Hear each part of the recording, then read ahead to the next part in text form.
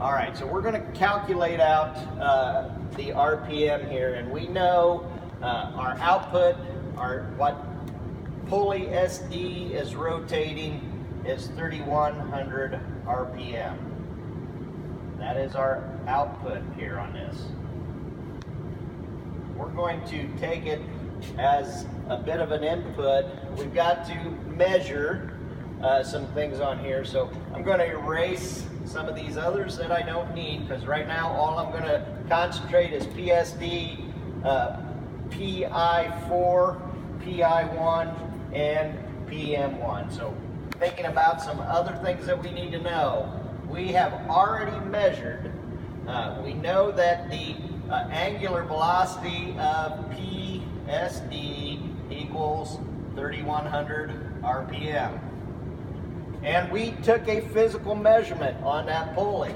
So the diameter of PSD equals 1.5 inches. Or actually, I'm sorry, in this case it's 4 inches is the diameter of this pulley because we physically measured it. So we're going to go over now to PI4.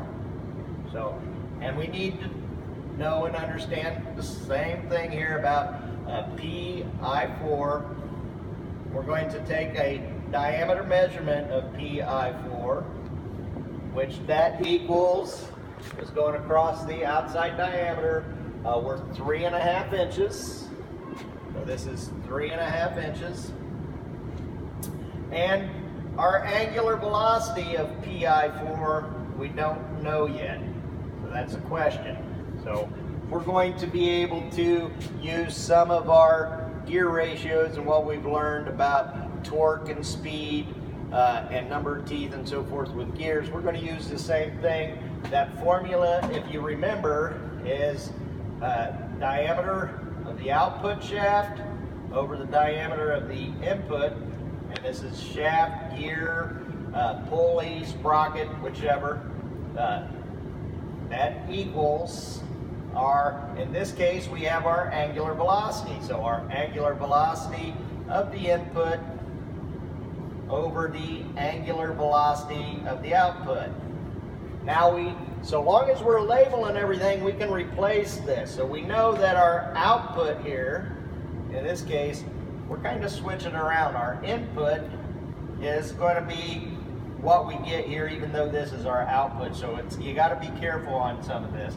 So our input here, because we're going to go work backwards, is 3,100 RPM.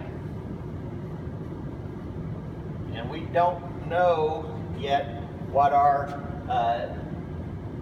diameter,